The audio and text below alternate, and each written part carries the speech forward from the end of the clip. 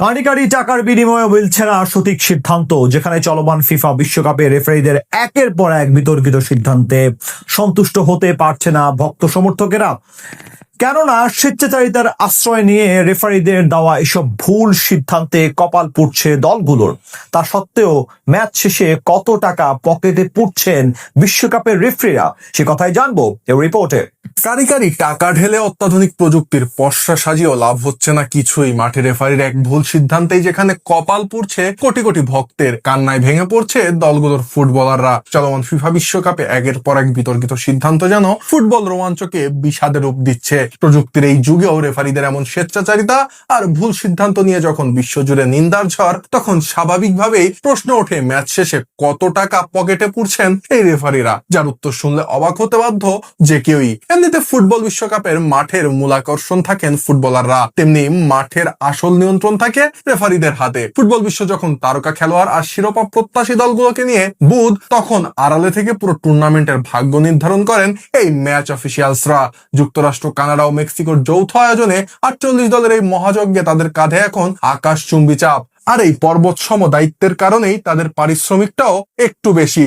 উল্লেখ্য যে ফিফা আনুষ্ঠানিকভাবে রেফারিদের বেতনের খতিয়ান প্রকাশ না করলেও ফুটবল সংশ্লিষ্ট নির্ভরযোগ্য সূত্রগুলো বলছে এবার রেফারিদের পকেটে ঢুকছে রেকর্ড পরিমাণ অর্থ।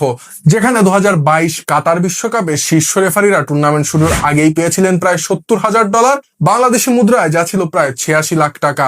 এর উপর প্রতি ম্যাচের জন্য আলাদা করে দেওয়া হতো $3 থেকে $5,000। তবে এবারের বিশ্বকাপে সেই অঙ্কটা অনেকটাই বেড়েছে। জানা গেছে এবারের বিশ্বকাপে দায়িত্ব পাওয়া রেফারিরা শুরুতেই এককালীন পাচ্ছে $1 লাখ, যা বাংলাদেশি মুদ্রায় 1,22 লাখ টাকারও বেশি। শুধু তাই নয়, ম্যাচ প্রতি ফিও এবার বাড়ানো হয়েছে প্রায় দ্বিগুণ। প্রতি ম্যাচের জন্য যেখানে রেফারিরা পাচ্ছেন $10,000, যা টাকার অঙ্কে প্রায় 12,82,000 টাকার সমান। এর সাথে পারফরমেন্স বোনাস তো রয়েছেই।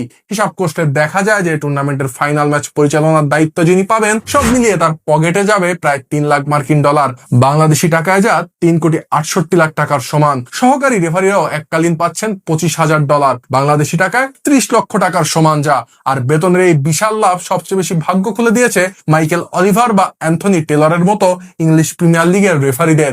নিজ দেশে প্রিমিয়ার লিগ আর চ্যাম্পিয়ন্স লিগ মিলিয়ে বছরে যারা এমনিতেই প্রায় 3 কোটি টাকা আয় করেন, বিশ্বকাপের এই বোনাস তাদের ব্যাংক ব্যালেন্সকে নিয়ে যাচ্ছে অনন্য এক উচ্চতায়। বিশেষ করে নকআউট পর্বে, সেমিফাইনাল বা ফাইনালের মতো হাই ভোল্টেজ ম্যাচগুলোতে যারা দায়িত্ব পালন করছেন, বোনাস সহ তাদের আয় সহজেই 6 অঙ্কের ঘর ছাড়িয়ে যাচ্ছে।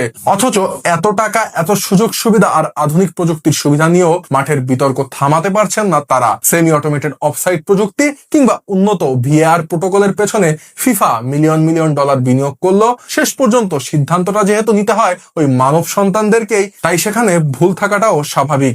আর এই এক মুহূর্তের ভুল কিংবা এক পেশি সিদ্ধান্ত যেখানে বদলে দিচ্ছে পুরো টুর্নামেন্টের গতিপথ, কোটি কোটি দর্শকের সামনে নেওয়া এই বিতর্কিত সিদ্ধান্তগুলো যেমন ইতিহাস গড়ছে, তেমনি কোনো কোনো দলের জন্য ডেকে আনছে চরম দুর্দশা। ফলে টাকার অঙ্কে রেফারিরা হয়তো কোটিপতি বনে যাচ্ছেন, কিন্তু মাঠের এই চরম ব্যর্থতা ফুটবল ইতিহাসের পাতায় রেফারিদের চিরকালের জন্য খলনায়ক বানিয়ে রাখছে।